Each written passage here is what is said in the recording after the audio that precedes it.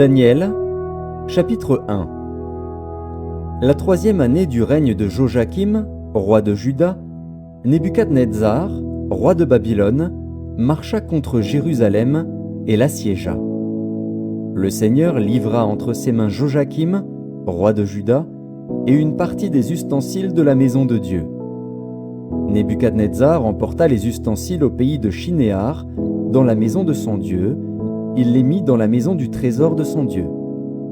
Le roi donna l'ordre à Akpénaz, chef de ses eunuques, d'amener quelques-uns des enfants d'Israël de race royale ou de famille noble, de jeunes garçons sans défaut corporel, beaux de figure, doués de sagesse, d'intelligence et d'instruction, capables de servir dans le palais du roi, et à qui l'on enseignerait les lettres et la langue des Chaldéens. Le roi leur assigna pour chaque jour une portion des mets de sa table et du vin dont ils buvaient, voulant les élever pendant 3 années, au bout desquelles ils seraient au service du roi. Il y avait parmi eux, d'entre les enfants de Juda, Daniel, Hanania, Mishaël et Azaria. Le chef des eunuques leur donna des noms. À Daniel celui de Beltchatsar, à Hanania celui de Shadrach, à Mishaël celui de Méshach, et à Azaria celui d'Abed-Négo. Daniel résolut de ne pas se souiller par les mets du roi et par le vin dont le roi buvait, et il pria le chef des eunuques de ne pas l'obliger à se souiller. Dieu fit trouver à Daniel faveur et grâce devant le chef des eunuques.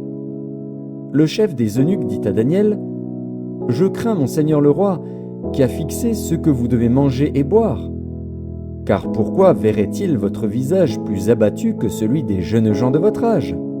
Vous exposeriez ma tête auprès du roi. » Alors Daniel dit à l'intendant à qui le chef des eunuques avait remis la surveillance de Daniel, de Hanania, de Mishaël et d'Azaria : « Éprouve tes serviteurs pendant 10 jours, et qu'on nous donne des légumes à manger et de l'eau à boire. Tu regarderas ensuite notre visage et celui des jeunes gens qui mangent les mets du roi, et tu agiras avec tes serviteurs d'après ce que tu auras vu. » Il leur accorda ce qu'ils demandaient, et les éprouva pendant 10 jours. Au bout de 10 jours, ils avaient meilleur visage et plus d'embonpoint que tous les jeunes gens qui mangeaient les mets du roi. L'intendant emportait les mets et le vin qui leur étaient destinés, et il leur donnait des légumes. Dieu accorda à ces 4 jeunes gens de la science, de l'intelligence dans toutes les lettres et de la sagesse. Et Daniel expliquait toutes les visions et tous les songes. Au terme fixé par le roi pour qu'on les lui amenât, le chef des eunuques les présenta à Nebuchadnezzar. Le roi s'entretint avec eux et, parmi tous ces jeunes gens, il ne s'en trouva aucun comme Daniel, Hanania, Mishaël et Azaria. Ils furent donc admis au service du roi. Sur tous les objets qui réclamaient de la sagesse et de l'intelligence, et sur lesquels le roi les interrogeait, il les trouvait 10 fois supérieurs à tous les magiciens et astrologues qui étaient dans tout son royaume. Ainsi fut Daniel jusqu'à la 1re année du roi Cyrus. Daniel, chapitre 2. La 2e année du règne de Nebuchadnezzar, Nebuchadnezzar eut des songes. Il avait l'esprit agité et ne pouvait dormir. Le roi fit appeler les magiciens, les astrologues, les enchanteurs et les Chaldéens pour qu'ils lui disent ses songes. Ils vinrent et se présentèrent devant le roi. Le roi leur dit : « J'ai eu un songe, mon esprit est agité, et je voudrais connaître ce songe. » Les Chaldéens répondirent au roi en langue araméenne : « Ô roi, vis éternellement. Dis le songe à tes serviteurs, et nous en donnerons l'explication. » Le roi reprit la parole et dit aux Chaldéens : « La chose m'a échappé. Si vous ne me faites connaître le songe et son explication, vous serez mis en pièces, et vos maisons seront réduites en un tas d'immondices. Mais si vous me dites le songe et son explication, vous recevrez de moi des dons et des présents et de grands honneurs.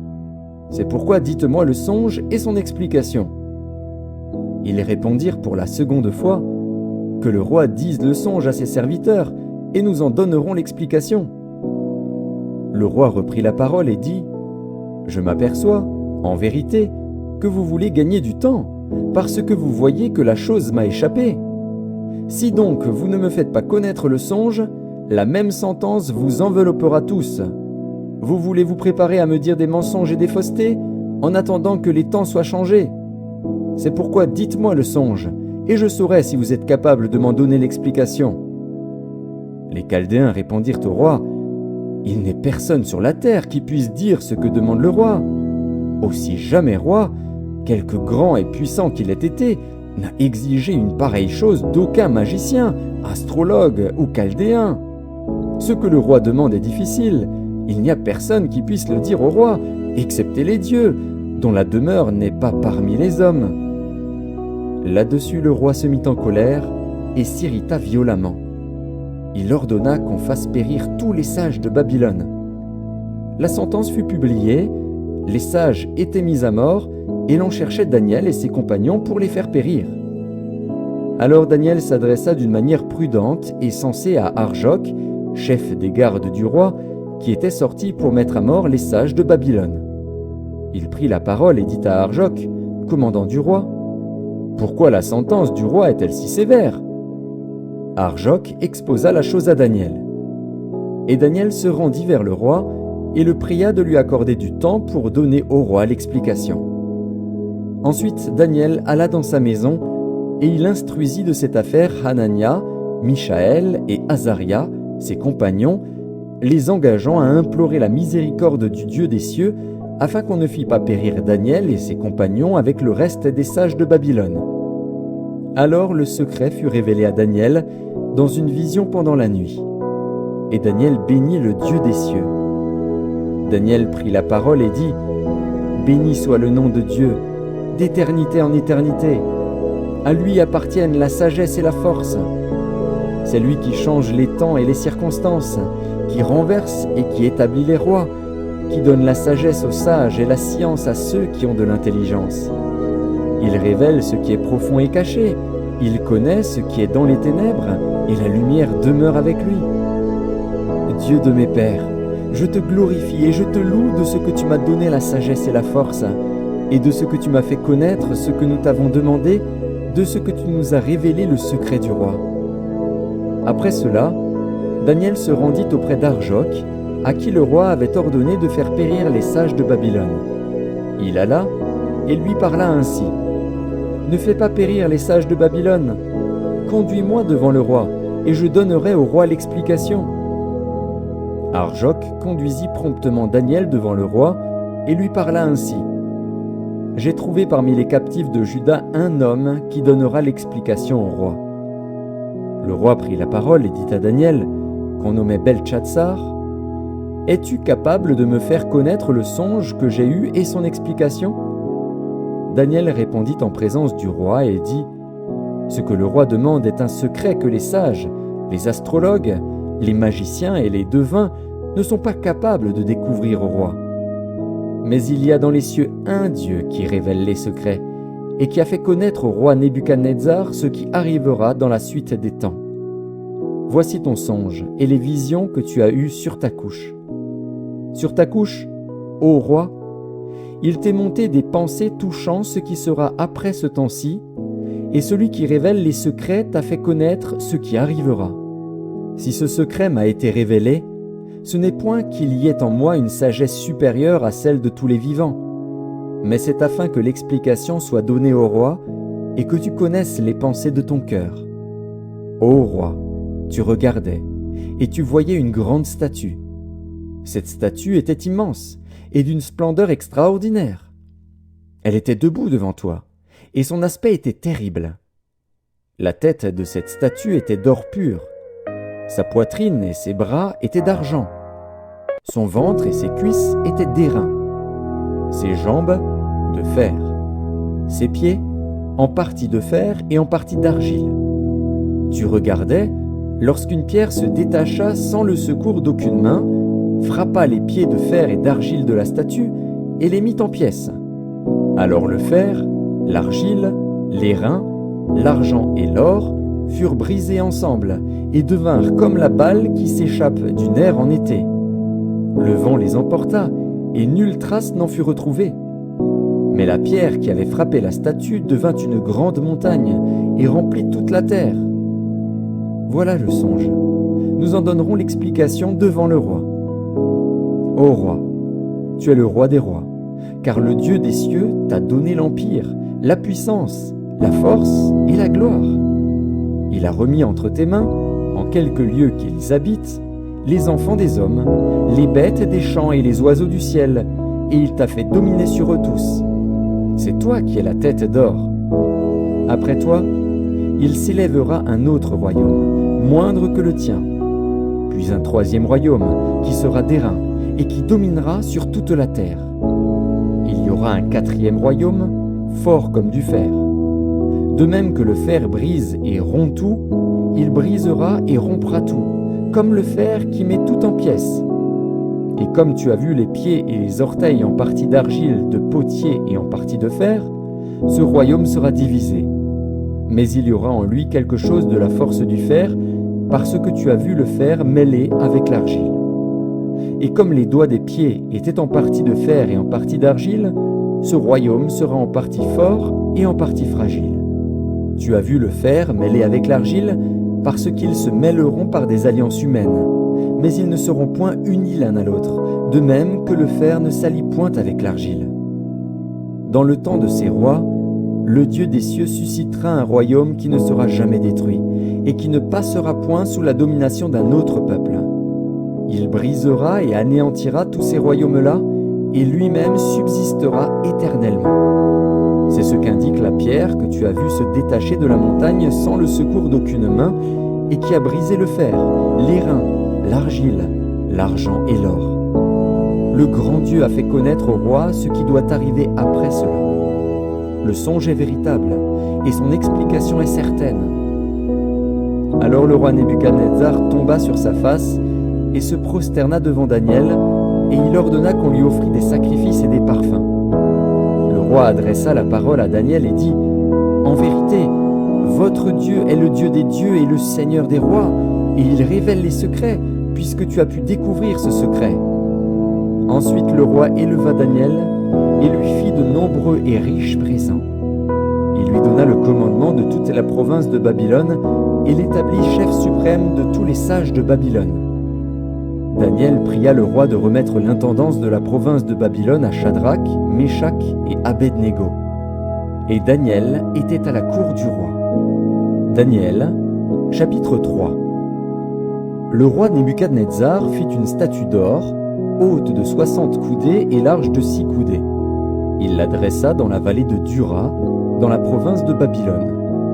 Le roi Nebuchadnezzar fit convoquer les satrapes, les intendants et les gouverneurs, les grands juges, les trésoriers, les jurisconsuls, les juges et tous les magistrats des provinces, pour qu'ils se rendissent à la dédicace de la statue qu'avait élevée le roi Nebuchadnezzar.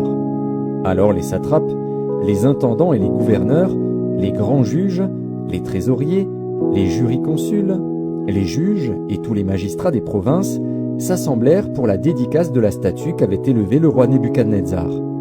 Ils se placèrent devant la statue qu'avait élevée Nebuchadnezzar. Un héros cria à haute voix : « Voici ce qu'on vous ordonne, peuple, nation, hommes de toute langue. Au moment où vous entendrez le son de la trompette, du chalumeau, de la guitare, de la sambuc, du psalterion, de la cornemuse et de toutes sortes d'instruments de musique, vous vous prosternerez et vous adorerez la statue d'or qu'a élevée le roi Nebuchadnezzar. Quiconque ne se prosternera pas et n'adorera pas sera jeté à l'instant même au milieu d'une fournaise ardente. C'est pourquoi, au moment où tous les peuples entendirent le son de la trompette, du chalumeau, de la guitare, de la sambuc, du psalterion et de toutes sortes d'instruments de musique, tous les peuples, les nations, les hommes de toutes langues se prosternèrent et adorèrent la statue d'or qu'avait élevée le roi Nebuchadnezzar. À cette occasion, et dans le même temps, quelques Chaldéens s'approchèrent et accusèrent les Juifs. Ils prirent la parole et dirent au roi Nebuchadnezzar : « Ô roi, vis éternellement ! Tu as donné un ordre d'après lequel tous ceux qui entendraient le son de la trompette, du chalumeau, de la guitare, de la sambuc, du psalterion, de la cornemuse et de toutes sortes d'instruments devraient se prosterner et adorer la statue d'or, et d'après lequel quiconque ne se prosternerait pas et n'adorerait pas serait jeté au milieu d'une fournaise ardente. Or, il y a des Juifs à qui tu as remis l'intendance de la province de Babylone, Shadrach, Meshach et Abednego, hommes qui ne tiennent aucun compte de toi, ô roi. Ils ne servent pas tes dieux, et ils n'adorent point la statue d'or que tu as élevée. » Alors Nebuchadnezzar, irrité et furieux, donna l'ordre qu'on amenât Shadrach, Meshach et Abednego. Et ces hommes furent amenés devant le roi. Nebuchadnezzar prit la parole et leur dit : « Est-ce de propos délibérés, Shadrach, Meshach et Abednego, que vous ne servez pas mes dieux et que vous n'adorez pas la statue d'or que j'ai élevée ? Maintenant tenez-vous prêts, et au moment où vous entendrez le son de la trompette, du chalumeau, de la guitare, de la sambuc, du psalterion, de la cornemuse et de toutes sortes d'instruments, vous vous prosternerez et vous adorerez la statue que j'ai faite. Si vous ne l'adorez pas, vous serez jetés à l'instant même au milieu d'une fournaise ardente. Et quel est le Dieu qui vous délivrera de ma main ? » Shadrach, Meshach et Abednego répliquèrent au roi Nebuchadnezzar : « Nous n'avons pas besoin de te répondre là-dessus. Voici, notre Dieu que nous servons peut nous délivrer de la fournaise ardente, et il nous délivrera de ta main, ô roi.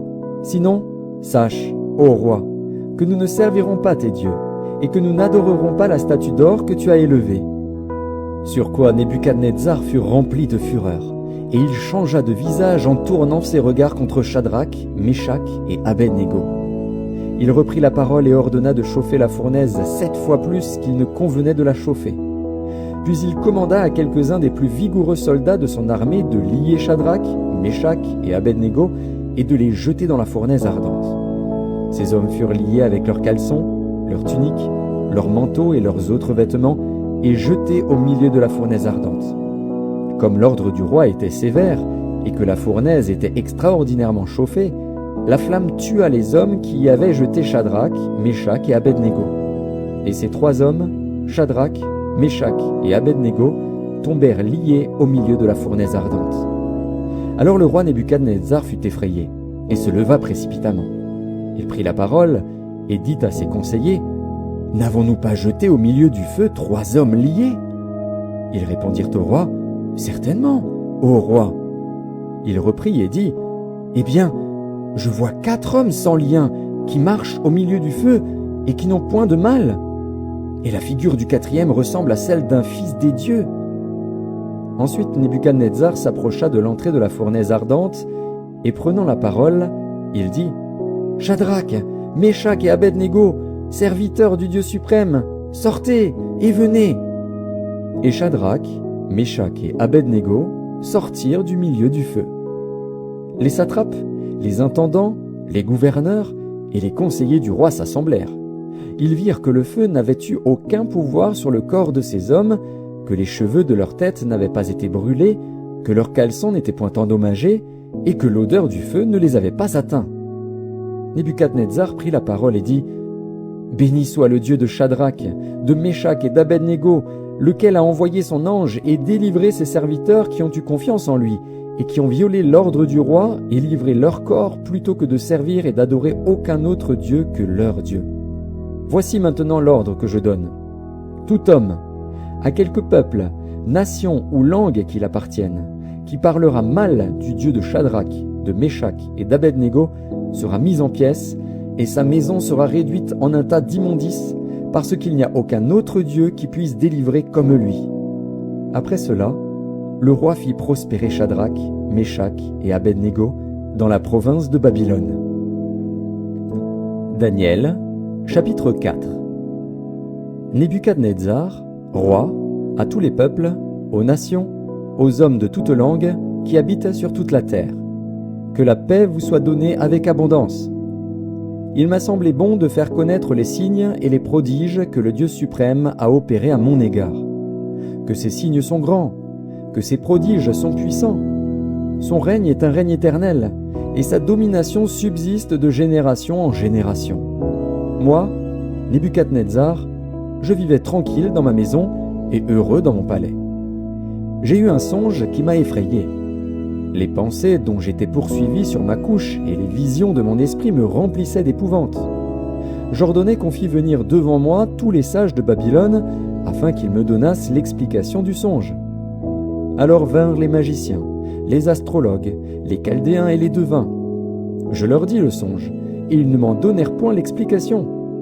En dernier lieu, se présenta devant moi Daniel, nommé Beltchatsar d'après le nom de mon Dieu, et qui a en lui l'esprit des dieux saints. Je lui dis le songe. Beltchatsar, chef des magiciens, qui a en toi, je le sais, l'esprit des dieux saints, et pour qui aucun secret n'est difficile, donne-moi l'explication des visions que j'ai eues en songe. Voici les visions de mon esprit, pendant que j'étais sur ma couche. Je regardais, et voici, il y avait au milieu de la terre un arbre d'une grande hauteur. Cet arbre était devenu grand et fort. Sa cime s'élevait jusqu'aux cieux, et on le voyait des extrémités de toute la terre. Son feuillage était beau, et ses fruits abondants. Il portait de la nourriture pour tous. Les bêtes des champs s'abritaient sous son ombre. Les oiseaux du ciel faisaient leur demeure parmi ses branches, et tout être vivant tirait de lui sa nourriture. Dans les visions de mon esprit que j'avais sur ma couche, je regardais, et voici, un de ceux qui veillent et qui sont saints descendit des cieux. Il cria avec force et parla ainsi. « Abattez l'arbre et coupez ses branches, secouez le feuillage et dispersez les fruits, que les bêtes fuient de dessous et les oiseaux du milieu de ses branches. Mais laissez en terre le tronc où se trouvent les racines, et liez-le avec des chaînes de fer et d'airain parmi l'herbe des champs, qu'il soit trempé de la rosée du ciel, et qu'il ait, comme les bêtes, l'herbe de la terre pour partage. Son cœur d'homme lui sera ôté, et un cœur de bête lui sera donné, et 7 ans passeront sur lui. Cette sentence est un décret de ceux qui veillent, cette résolution est un ordre des saints, afin que les vivants sachent que le Très-Haut domine sur le règne des hommes, qu'il le donne à qui il lui plaît, et qu'il y élève le plus vil des hommes. Voilà le songe que j'ai eu, moi, le roi Nebuchadnezzar. Toi, Beltchatsar, donne-en l'explication, puisque tous les sages de mon royaume ne peuvent me la donner. Toi, tu le peux, car tu as en toi l'esprit des dieux saints. » Alors Daniel, nommé Beltchatsar, fut un moment stupéfait, et ses pensées le troublaient. Le roi reprit et dit « Beltchatsar, que le songe et l'explication ne te troublent pas. » Et Beltchatsar répondit « Mon Seigneur, que le songe soit pour tes ennemis et son explication pour tes adversaires. L'arbre que tu as vu, qui était devenu grand et fort, dont la cime s'élevait jusqu'aux cieux et qu'on voyait de tous les points de la terre, cet arbre, dont le feuillage était beau et les fruits abondants, qui portait de la nourriture pour tous, sous lequel s'abritaient les bêtes des champs, et parmi les branches duquel les oiseaux du ciel faisaient leur demeure, c'est toi, ô roi, qui es devenu grand et fort, dont la grandeur s'est accrue et s'est élevée jusqu'aux cieux, et dont la domination s'étend jusqu'aux extrémités de la terre. Le roi a vu l'un de ceux qui veillent et qui sont saints descendre des cieux et dire « Abattez l'arbre et détruisez-le, mais laissez en terre le tronc où se trouvent les racines, et liez-le avec des chaînes de fer et d'airain parmi l'herbe des champs, qu'il soit trempé de la rosée du ciel, et que son partage soit avec les bêtes des champs, jusqu'à ce que 7 ans soient passés sur lui. Voici l'explication, ô roi. Voici le décret du Très-Haut qui s'accomplira sur mon Seigneur le roi. On te chassera du milieu des hommes. Tu auras ta demeure avec les bêtes des champs, et l'on te donnera comme aux bœufs de l'herbe à manger. Tu seras trempé de la rosée du ciel, et 7 ans passeront sur toi, jusqu'à ce que tu saches que le Très-Haut domine sur le règne des hommes et qu'il le donne à qui il lui plaît. L'ordre de laisser le tronc où se trouvent les racines de l'arbre signifie que ton royaume te restera quand tu reconnaîtras que celui qui domine est dans les cieux. C'est pourquoi, ô roi, puisse mon conseil te plaire. Mets un terme à tes péchés en pratiquant la justice, et à tes iniquités en usant de compassion envers les malheureux, et ton bonheur pourra se prolonger. Toutes ces choses se sont accomplies sur le roi Nebuchadnezzar. Au bout de 12 mois, comme il se promenait dans le palais royal à Babylone, le roi prit la parole et dit « N'est-ce pas ici, Babylone la grande, que j'ai bâtie comme résidence royale par la puissance de ma force et pour la gloire de ma magnificence ?» La parole était encore dans la bouche du roi, qu'une voix descendit du ciel. « Apprends, roi Nebuchadnezzar, qu'on va t'enlever le royaume. On te chassera du milieu des hommes. Tu auras ta demeure avec les bêtes des champs. On te donnera comme aux bœufs de l'herbe à manger. Et 7 ans passeront sur toi, jusqu'à ce que tu saches que le Très-Haut domine sur le règne des hommes et qu'il le donne à qui il lui plaît. » Au même instant, la parole s'accomplit sur Nebuchadnezzar. Il fut chassé du milieu des hommes, il mangea de l'herbe comme les bœufs, son corps fut trempé de la rosée du ciel, jusqu'à ce que ses cheveux crussent comme les plumes des aigles et ses ongles comme ceux des oiseaux. Après le temps marqué, moi, Nebuchadnezzar, je levai les yeux vers le ciel et la raison me revint. J'ai béni le Très-Haut, j'ai loué et glorifié celui qui vit éternellement, celui dont la domination est une domination éternelle et dont le règne subsiste de génération en génération. Tous les habitants de la terre ne sont à ses yeux que néant. Il agit comme il lui plaît avec l'armée des cieux et avec les habitants de la terre, et il n'y a personne qui résiste à sa main et qui lui dise « Que fais-tu » En ce temps, la raison me revint. La gloire de mon royaume, ma magnificence et ma splendeur me furent rendues. Mes conseillers et mes grands me redemandèrent. Je fus rétabli dans mon royaume, et ma puissance ne fit que s'accroître. Maintenant, moi, Nebuchadnezzar, je loue, j'exalte et je glorifie le roi des cieux, dont toutes les œuvres sont vraies et les voies justes, et qui peut abaisser ceux qui marchent avec orgueil. Daniel, chapitre 5. Le roi Belshazzar donna un grand festin à ses grands au nombre de 1000, et il but du vin en leur présence. Belshazzar, quand il eut goûté au vin, fit apporter les vases d'or et d'argent que son père Nebuchadnezzar avait enlevés du temple de Jérusalem, afin que le roi et ses grands, ses femmes et ses concubines s'en servissent pour boire. Alors on apporta les vases d'or qui avaient été enlevés du temple, de la maison de Dieu à Jérusalem, et le roi et ses grands, ses femmes et ses concubines s'en servirent pour boire.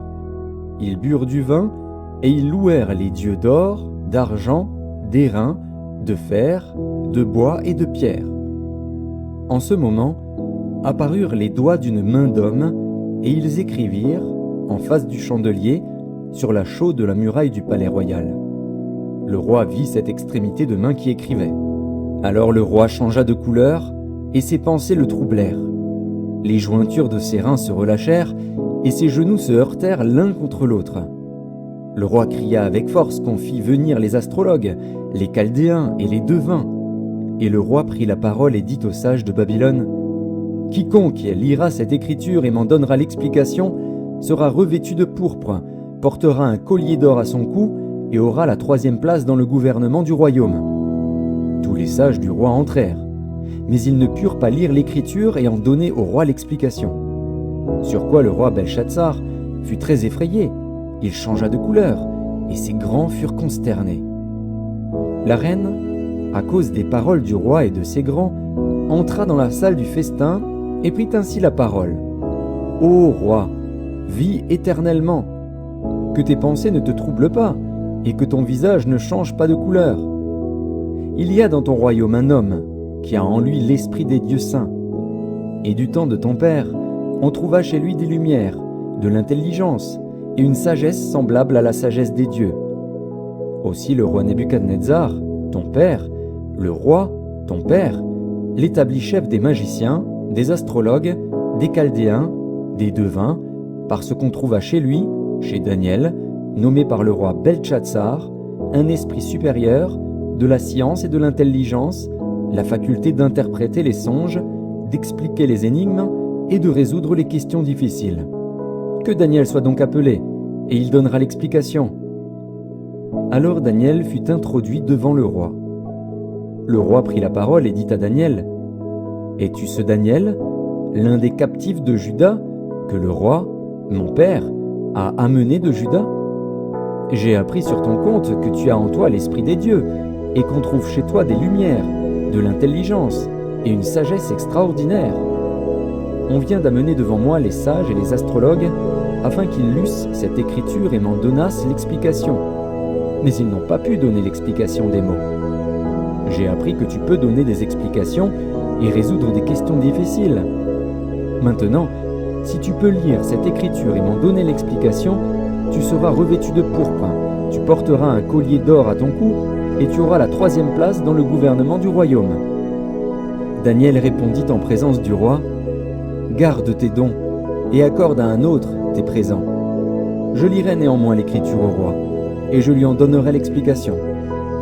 Ô roi, le Dieu suprême avait donné à Nebuchadnezzar, ton père, l'empire, la grandeur, la gloire et la magnificence. Et à cause de la grandeur qu'il lui avait donnée, tous les peuples, les nations, les hommes de toute langue étaient dans la crainte et tremblaient devant lui. Le roi faisait mourir ceux qu'il voulait, et il laissait la vie à ceux qu'il voulait. Il élevait ceux qu'il voulait, et il abaissait ceux qu'il voulait. Mais lorsque son cœur s'éleva et que son esprit s'endurcit jusqu'à l'arrogance, il fut précipité de son trône royal et dépouillé de sa gloire. Il fut chassé du milieu des enfants des hommes, son cœur devint semblable à celui des bêtes, et sa demeure fut avec les ânes sauvages. On lui donna comme au bœuf de l'herbe à manger, et son corps fut trempé de la rosée du ciel, jusqu'à ce qu'il reconnût que le Dieu suprême domine sur le règne des hommes et qu'il le donne à qui il lui plaît. Et toi, Belchatsar, son fils, tu n'as pas humilié ton cœur, quoique tu susses toutes ces choses. Tu t'es élevé contre le Seigneur des cieux. Les vases de sa maison ont été apportés devant toi, et vous vous en êtes servis pour boire du vin, toi et tes grands, tes femmes et tes concubines. Tu as loué les dieux d'argent, d'or, d'airain, de fer, de bois et de pierre, qui ne voient point, qui n'entendent point, et qui ne savent rien, et tu n'as pas glorifié le Dieu qui a dans sa main ton souffle et toutes tes voies. C'est pourquoi il a envoyé cette extrémité de main qui a tracé cette écriture. Voici l'écriture qui a été tracée. Comptez, comptez, pesez et divisez. Et voici l'explication de ces mots. Comptez, Dieu a compté ton règne et y a mis fin. Pesez, tu as été pesé dans la balance et tu as été trouvé léger. Divisé, ton royaume sera divisé et donné aux Mèdes et aux Perses. Aussitôt Belchatsar donna des ordres, et l'on revêtit Daniel de pourpre. On lui mit au cou un collier d'or, et on publia qu'il aurait la 3e place dans le gouvernement du royaume. Cette même nuit, Belchatsar, roi des Chaldéens, fut tué. Et Darius, le Mède, s'empara du royaume, étant âgé de 62 ans. Daniel, chapitre 6. Darius trouva bon d'établir sur le royaume 120 satrapes qui devaient être dans tout le royaume. Il mit à leur tête 3 chefs, au nombre desquels était Daniel, afin que ces satrapes leur rendissent compte et que le roi ne souffrit aucun dommage. Daniel surpassait les chefs et les satrapes parce qu'il y avait en lui un esprit supérieur, et le roi pensait à l'établir sur tout le royaume. Alors les chefs et les satrapes cherchèrent une occasion d'accuser Daniel en ce qui concernait les affaires du royaume. Mais ils ne purent trouver aucune occasion ni aucune chose à reprendre parce qu'il était fidèle et qu'on n'apercevait chez lui ni faute ni rien de mauvais. Et ces hommes dirent : Nous ne trouverons aucune occasion contre ce Daniel, à moins que nous n'en trouvions une dans la loi de son Dieu. Puis ces chefs et ces satrapes se rendirent tumultueusement auprès du roi et lui parlèrent ainsi : Roi Darius, vis éternellement. Tous les chefs du royaume, les intendants, les satrapes, les conseillers et les gouverneurs sont d'avis qu'il soit publié un édit royal avec une défense sévère, portant que quiconque, dans l'espace de 30 jours, adressera des prières à quelque dieu ou à quelque homme, excepté à toi, ô roi, sera jeté dans la fosse aux lions. Maintenant, ô roi, confirme la défense et écris le décret, afin qu'il soit irrévocable selon la loi des Mèdes et des Perses, qui est immuable. Là-dessus, le roi Darius écrivit le décret et la défense. Lorsque Daniel sut que le décret était écrit, il se retira dans sa maison, où les fenêtres de la chambre supérieure étaient ouvertes dans la direction de Jérusalem. Et 3 fois le jour, il se mettait à genoux, il priait et il louait son Dieu comme il le faisait auparavant.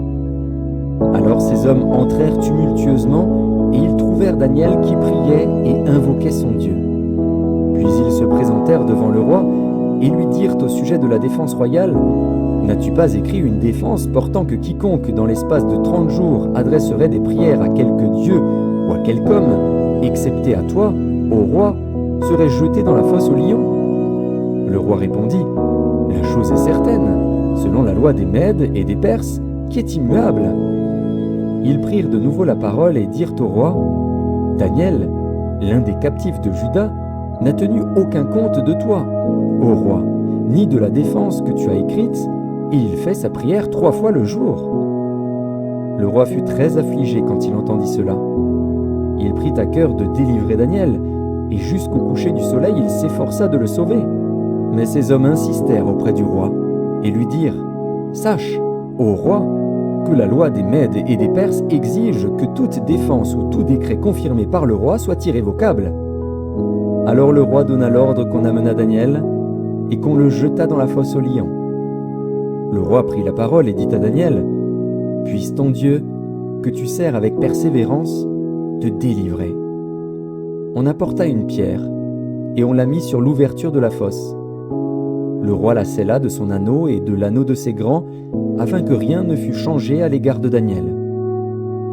Le roi se rendit ensuite dans son palais. Il passa la nuit à jeun, il ne fit point venir de concubine auprès de lui, et il ne put se livrer au sommeil. Le roi se leva au point du jour, avec l'aurore, et il alla précipitamment à la fosse aux lions. En s'approchant de la fosse, il appela Daniel d'une voix triste. Le roi prit la parole et dit à Daniel: « Daniel, serviteur du Dieu vivant, ton Dieu, que tu sers avec persévérance, a-t-il pu te délivrer des lions ?» Et Daniel dit au roi: « Roi, vis éternellement! Mon Dieu a envoyé son ange et fermé la gueule des lions, qui ne m'ont fait aucun mal, parce que j'ai été trouvé innocent devant lui. Et devant toi non plus, ô roi, je n'ai rien fait de mauvais. » Alors le roi fut très joyeux, et il ordonna qu'on fît sortir Daniel de la fosse. Daniel fut retiré de la fosse, et on ne trouva sur lui aucune blessure, parce qu'il avait eu confiance en son Dieu. Le roi ordonna que ces hommes qui avaient accusé Daniel fussent amenés et jetés dans la fosse aux lions, eux, leurs enfants et leurs femmes. Et avant qu'ils fussent parvenus au fond de la fosse, les lions les saisirent et brisèrent tous leurs os. Après cela, le roi Darius écrivit à tous les peuples, à toutes les nations, aux hommes de toutes langues qui habitaient sur toute la terre: « Que la paix vous soit donnée avec abondance. J'ordonne que, dans toute l'étendue de mon royaume, on ait de la crainte et de la frayeur pour le Dieu de Daniel, car il est le Dieu vivant, et il subsiste éternellement, son royaume ne sera jamais détruit, et sa domination durera jusqu'à la fin. C'est lui qui délivre et qui sauve, qui opère des signes et des prodiges dans les cieux et sur la terre. C'est lui qui a délivré Daniel de la puissance des lions. » Daniel prospéra sous le règne de Darius et sous le règne de Cyrus, le Perse. Daniel, chapitre 7. La première année de Belshazzar, roi de Babylone, Daniel eut un songe et des visions se présentèrent à son esprit pendant qu'il était sur sa couche. Ensuite il écrivit le songe et raconta les principales choses. Daniel commença et dit: « Je regardais pendant ma vision nocturne, et voici, les 4 vents des cieux firent irruption sur la grande mer. Et 4 grands animaux sortirent de la mer, différents les uns des autres. Le premier était semblable à un lion, et avait des ailes d'aigle. Je regardais, jusqu'au moment où ses ailes furent arrachées. Il fut enlevé de terre et mis debout sur ses pieds comme un homme, et un cœur d'homme lui fut donné. Et voici, un second animal était semblable à un ours, et se tenait sur un côté. Il avait 3 côtes dans la gueule entre les dents, et on lui disait: « Lève-toi, mange beaucoup de chair. » Après cela je regardais, et voici, un autre était semblable à un léopard, et avait sur le dos 4 ailes comme un oiseau. Cet animal avait 4 têtes, et la domination lui fut donnée. Après cela, je regardais pendant mes visions nocturnes, et voici, il y avait un 4e animal, terrible, épouvantable et extraordinairement fort. Il avait de grandes dents de fer. Il mangeait, brisait, et il foulait aux pieds ce qui restait. Il était différent de tous les animaux précédents, et il avait 10 cornes. Je considérais les cornes, et voici, une autre petite corne sortit du milieu d'elle, et 3 des premières cornes furent arrachées devant cette corne. Et voici, elle avait des yeux comme des yeux d'homme, et une bouche qui parlait avec arrogance. Je regardais pendant que l'on plaçait des trônes, et l'Ancien des jours s'assit. Son vêtement était blanc comme la neige, et les cheveux de sa tête étaient comme de la laine pure. Son trône était comme des flammes de feu, et les roues comme un feu ardent. Un fleuve de feu coulait et sortait de devant lui.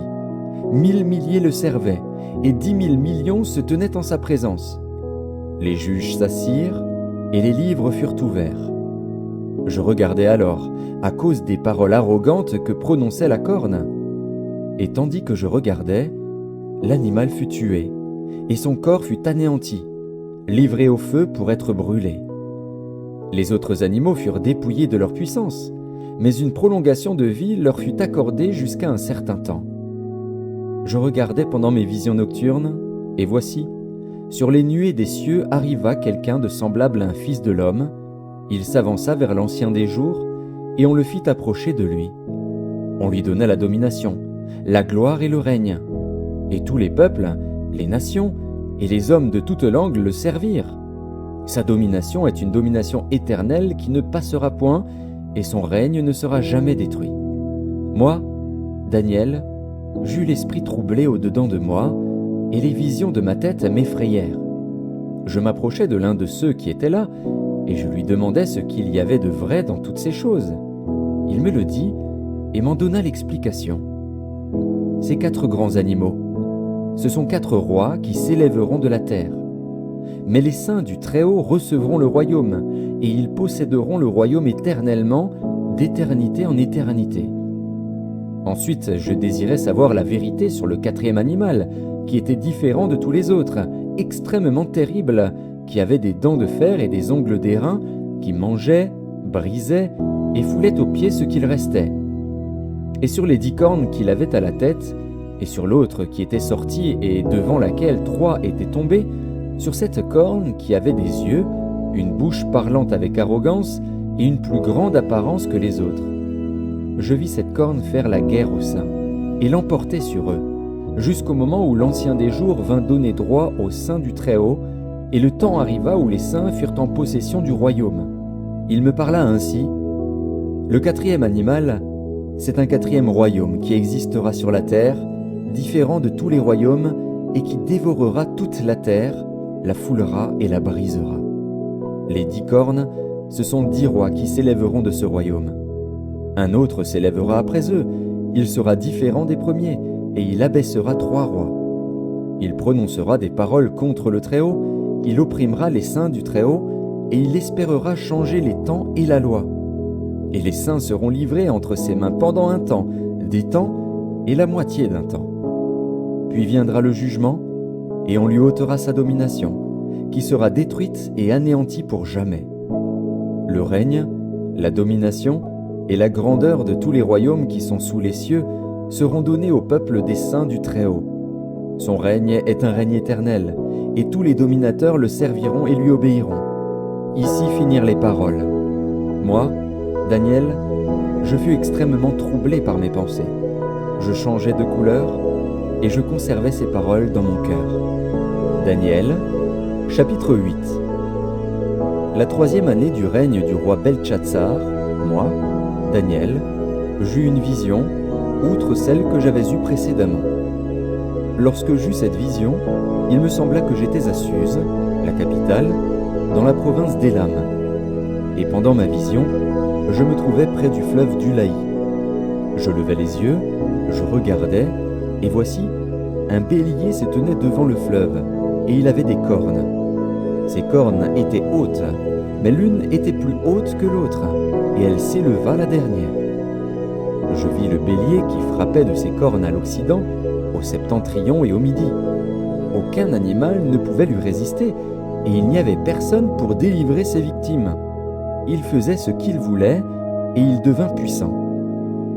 comme je regardais attentivement, voici, un bouc venait de l'Occident et parcourait toute la terre à sa surface sans la toucher. Ce bouc avait une grande corne entre les yeux.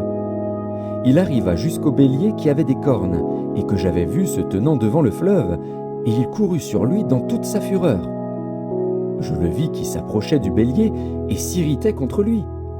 Il frappa le bélier et lui brisa les 2 cornes, sans que le bélier eût la force de lui résister. Il le jeta par terre et le foula, et il n'y eut personne pour délivrer le bélier. Le bouc devint très puissant, mais lorsqu'il fut puissant, sa grande corne se brisa. 4 grandes cornes s'élevèrent pour la remplacer aux 4 vents des cieux. De l'une d'elles sortit une petite corne qui s'agrandit beaucoup vers le midi, vers l'Orient et vers le plus beau des pays. Elle s'éleva jusqu'à l'armée des cieux, elle fit tomber à terre une partie de cette armée des étoiles, et elle les foula. Elle s'éleva jusqu'au chef de l'armée, lui enleva le sacrifice perpétuel et renversa le lieu de son sanctuaire. L'armée fut livrée avec le sacrifice perpétuel à cause du péché. La corne jeta la vérité par terre et réussit dans ses entreprises. J'entendis parler un saint, et un autre saint dit à celui qui parlait : « Pendant combien de temps s'accomplira la vision sur le sacrifice perpétuel et sur le péché dévastateur ? Jusque à quand le sanctuaire et l'armée seront-ils foulés ? » Et il me dit : 2300 soirs et matins, puis le sanctuaire sera purifié. Tandis que moi, Daniel, j'avais cette vision et que je cherchais à la comprendre, voici, quelqu'un qui avait l'apparence d'un homme se tenait devant moi. Et j'entendis la voix d'un homme au milieu de l'Ulaï. Il cria et dit : « Gabriel, explique-lui la vision. » Il vint alors près du lieu où j'étais.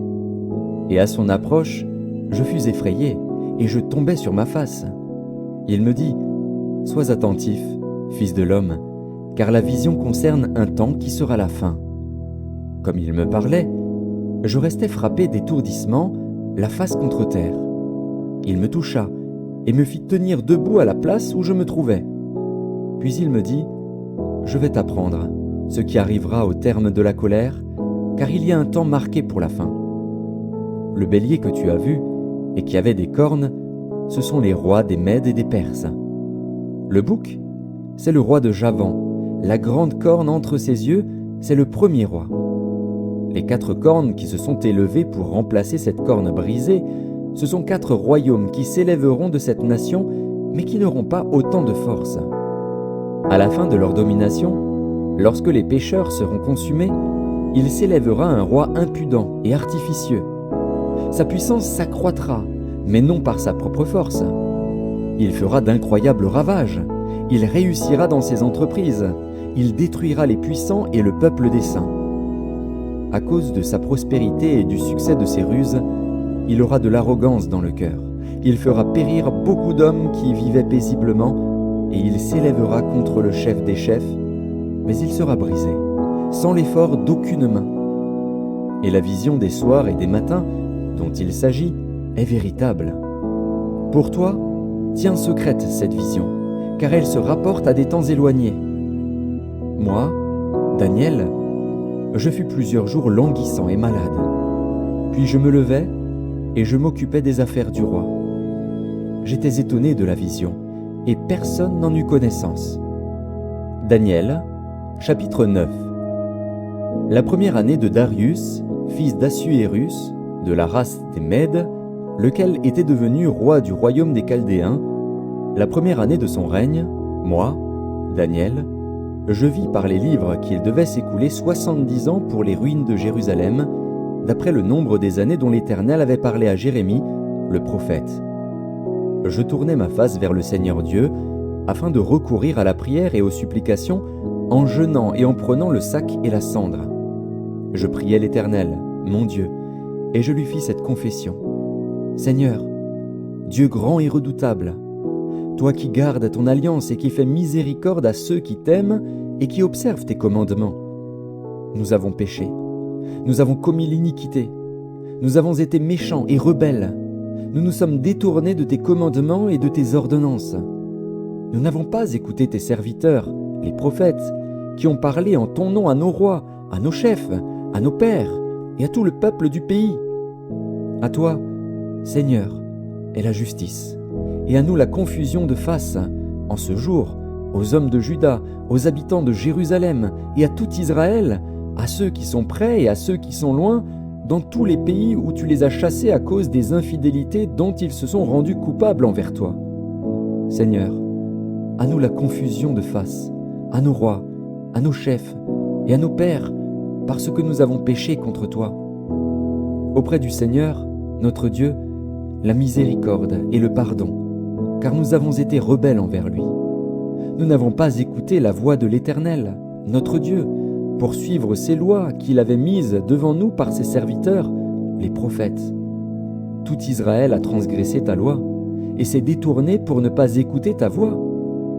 Alors se sont répandues sur nous les malédictions et les imprécations qui sont écrites dans la loi de Moïse, serviteur de Dieu, parce que nous avons péché contre Dieu. Il a accompli les paroles qu'il avait prononcées contre nous et contre nos chefs qui nous ont gouvernés. Il a fait venir sur nous une grande calamité, et il n'en est jamais arrivé sous le ciel entier une semblable à celle qui est arrivée à Jérusalem.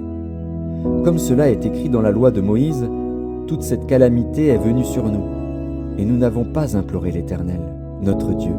Nous ne nous sommes pas détournés de nos iniquités, nous n'avons pas été attentifs à ta vérité. L'Éternel a veillé sur cette calamité et l'a fait venir sur nous. Car l'Éternel, notre Dieu, est juste dans toutes les choses qu'il a faites, mais nous n'avons pas écouté sa voix. Et maintenant, Seigneur, notre Dieu, toi qui as fait sortir ton peuple du pays d'Égypte par ta main puissante et qui t'es fait un nom comme il l'est aujourd'hui, nous avons péché, nous avons commis l'iniquité. Seigneur, selon ta grande miséricorde, que ta colère et ta fureur se détournent de ta ville de Jérusalem, de ta montagne sainte. Car, à cause de nos péchés et des iniquités de nos pères, Jérusalem et ton peuple sont en opprobre à tous ceux qui nous entourent. Maintenant donc, ô notre Dieu, écoute la prière et les supplications de ton serviteur et, pour l'amour du Seigneur, fais briller ta face sur ton sanctuaire dévasté. Mon Dieu, prête l'oreille et écoute. Ouvre les yeux et regarde nos ruines, regarde la ville sur laquelle ton nom est invoqué. Car ce n'est pas à cause de notre justice que nous te présentons nos supplications, c'est à cause de tes grandes compassions. Seigneur, écoute. Seigneur, pardonne. Seigneur, sois attentif. Agis et ne tarde pas, par amour pour toi, ô mon Dieu. Car ton nom est invoqué sur ta ville et sur ton peuple. Je parlais encore, je priais, je confessais mon péché et le péché de mon peuple d'Israël, et je présentais mes supplications à l'Éternel, mon Dieu, en faveur de la sainte montagne de mon Dieu. Je parlais encore dans ma prière, quand l'homme, Gabriel, que j'avais vu précédemment dans une vision, s'approcha de moi d'un vol rapide, au moment de l'offrande du soir. Il m'instruisit et s'entretint avec moi. Il me dit, « Daniel, je suis venu maintenant pour ouvrir ton intelligence. Lorsque tu as commencé à prier, la parole est sortie, et je viens pour te l'annoncer. Car tu es un bien-aimé.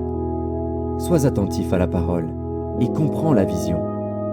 70 semaines ont été fixées sur ton peuple et sur ta ville sainte, pour faire cesser les transgressions et mettre fin au péché, pour expier l'iniquité et amener la justice éternelle, pour sceller la vision et le prophète, et pour oindre le Saint des Saints. Sache-le donc et comprends.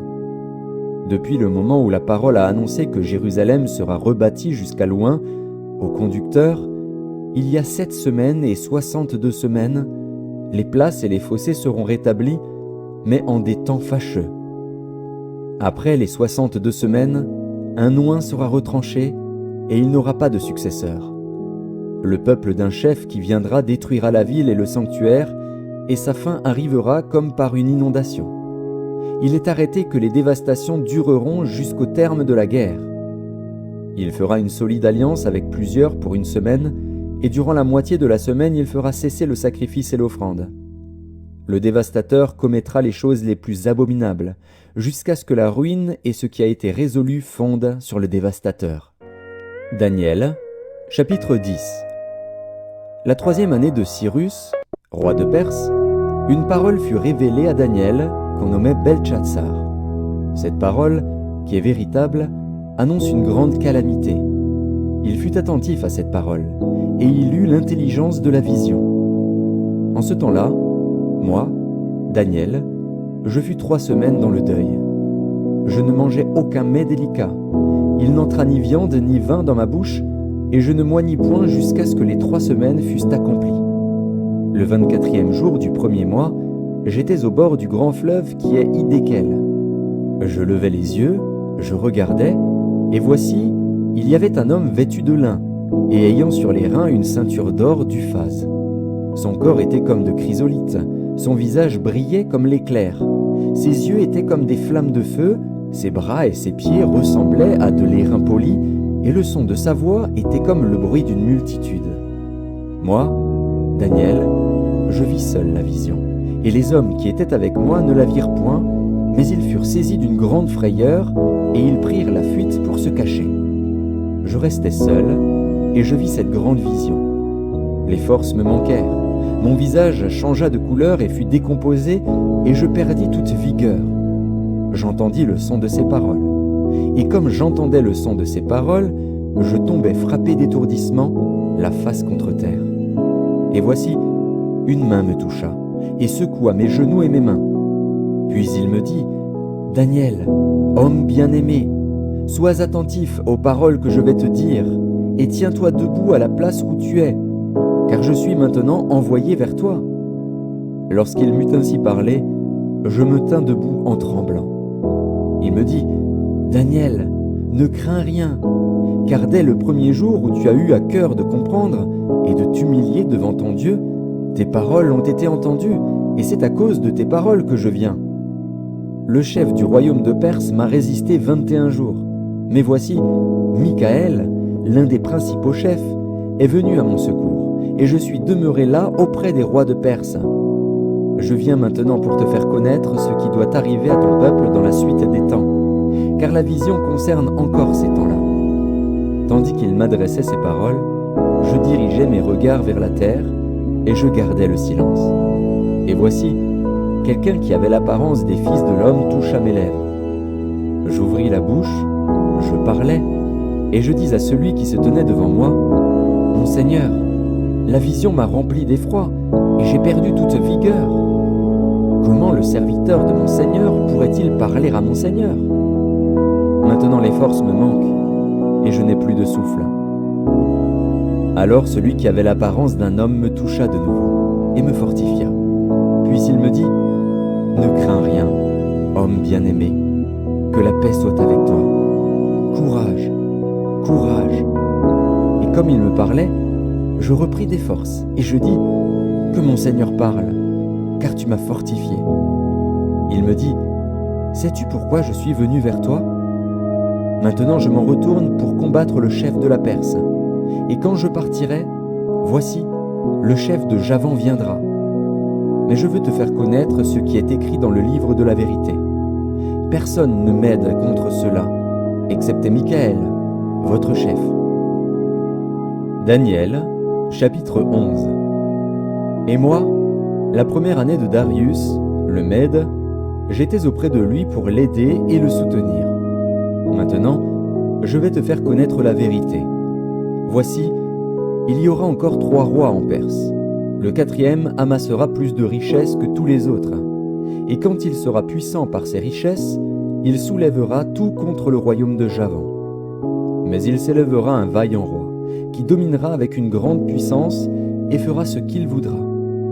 Et lorsqu'il se sera élevé, son royaume se brisera et sera divisé vers les 4 vents des cieux. Il n'appartiendra pas à ses descendants, et il ne sera pas aussi puissant qu'il l'était, car il sera déchiré, et il passera à d'autres qu'à eux. Le roi du Midi deviendra fort, mais un de ses chefs sera plus fort que lui et dominera. Sa domination sera puissante. Au bout de quelques années, ils s'allieront, et la fille du roi du Midi viendra vers le roi du Septentrion pour rétablir la concorde. Mais elle ne conservera pas la force de son bras, et il ne résistera pas, ni lui, ni son bras.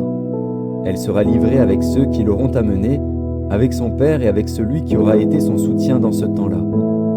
Un rejeton de ses racines s'élèvera à sa place. Il viendra à l'armée, il entrera dans les forteresses du roi du Septentrion, il en disposera à son gré, et il se rendra puissant. Il enlèvera même et transportera en Égypte leurs dieux et leurs images de fonte, et leurs objets précieux d'argent et d'or. Puis il restera quelques années éloigné du roi du Septentrion. Et celui-ci marchera contre le royaume du roi du Midi, et reviendra dans son pays. Ses fils se mettront en campagne et rassembleront une multitude nombreuse de troupes. L'un d'eux s'avancera, se répandra comme un torrent, débordera, puis reviendra. Et ils pousseront les hostilités jusqu'à la forteresse du roi du Midi. Le roi du Midi s'irritera, il sortira et attaquera le roi du Septentrion. Il soulèvera une grande multitude, et les troupes du roi du Septentrion seront livrées entre ses mains. Cette multitude sera fière, et le cœur du roi s'enflera. Il fera tomber des milliers, mais il ne triomphera pas. Car le roi du Septentrion reviendra et rassemblera une multitude plus nombreuse que la première. Au bout de quelque temps, de quelques années, il se mettra en marche avec une grande armée et de grandes richesses. En ce temps-là, plusieurs s'élèveront contre le roi du Midi, et des hommes violents parmi ton peuple se révolteront pour accomplir la vision, et ils succomberont. Le roi du Septentrion s'avancera, il élèvera des terrasses et s'emparera des villes fortes. Les troupes du Midi et l'élite du roi ne résisteront pas, elles manqueront de force pour résister. Celui qui marchera contre lui fera ce qu'il voudra, et personne ne lui résistera. Il s'arrêtera dans le plus beau des pays, exterminant ce qui tombera sous sa main. Il se proposera d'arriver avec toutes les forces de son royaume et de conclure la paix avec le roi du Midi. Il lui donnera sa fille pour femme, dans l'intention d'amener sa ruine. Mais cela n'aura pas lieu et ne lui réussira pas. Il tournera ses vues du côté des îles et il en prendra plusieurs. Mais un chef mettra fin à l'opprobre qu'il voulait lui attirer et le fera retomber sur lui. Il se dirigera ensuite vers les forteresses de son pays et il chancellera, il tombera et on ne le trouvera plus.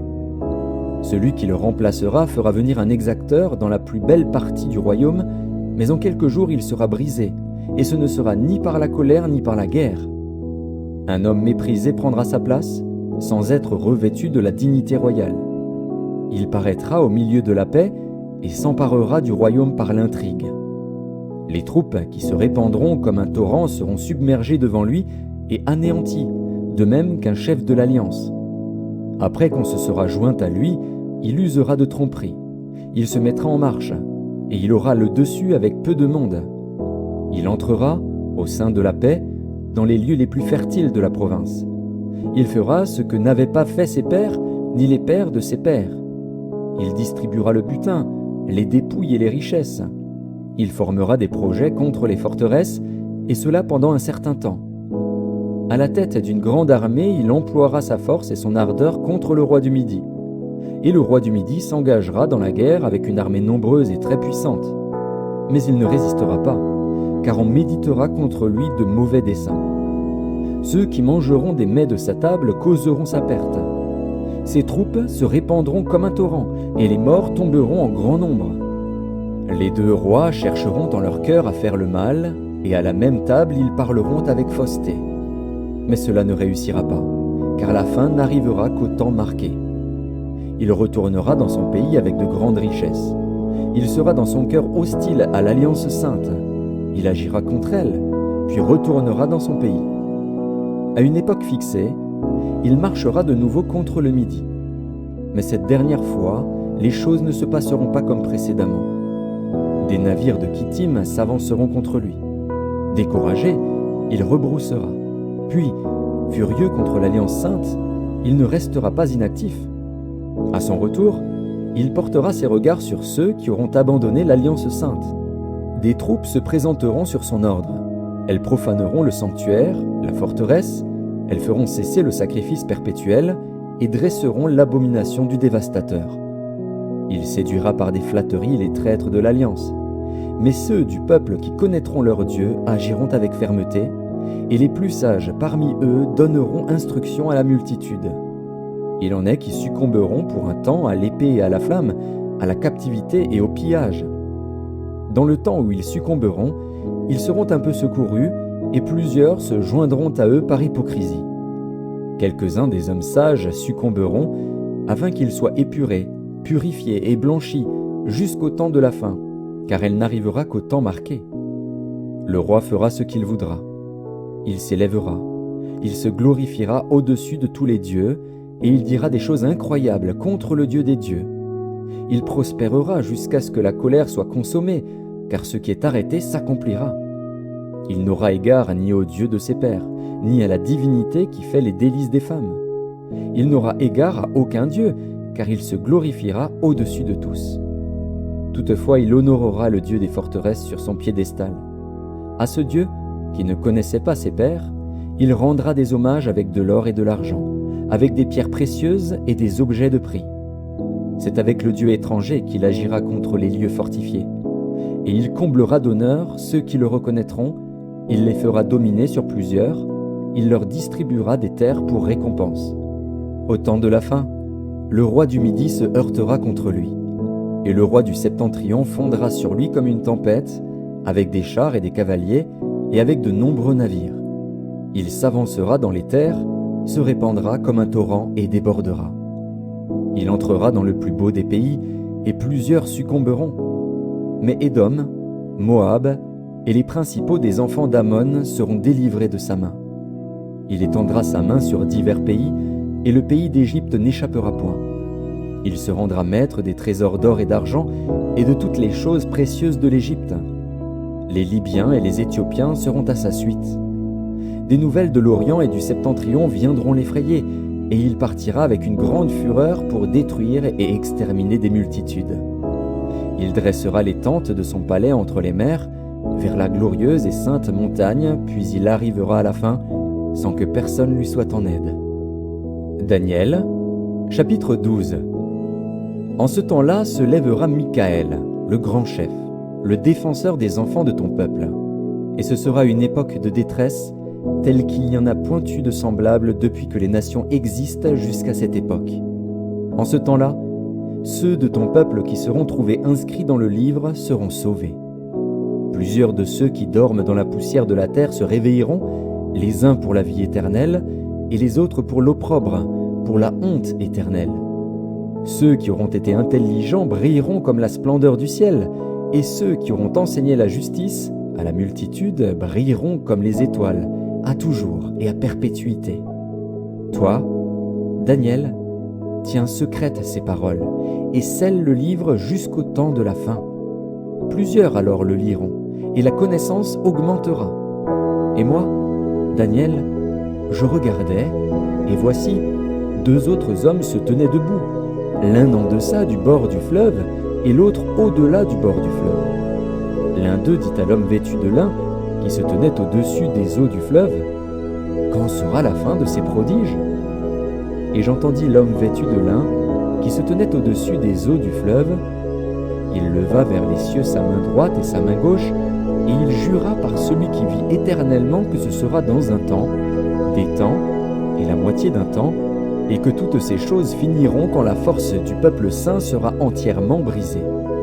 J'entendis, mais je ne compris pas, et je dis, « Mon Seigneur, quelle sera l'issue de ces choses ?»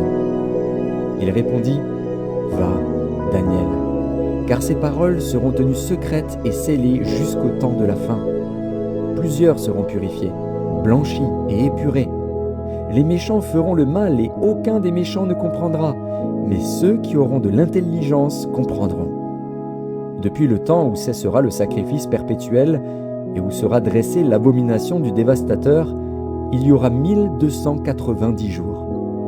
Heureux celui qui attendra et qui arrivera jusqu'aux 1335 jours. Et toi, marche vers ta fin. Tu te reposeras et tu seras debout pour ton héritage à la fin des jours.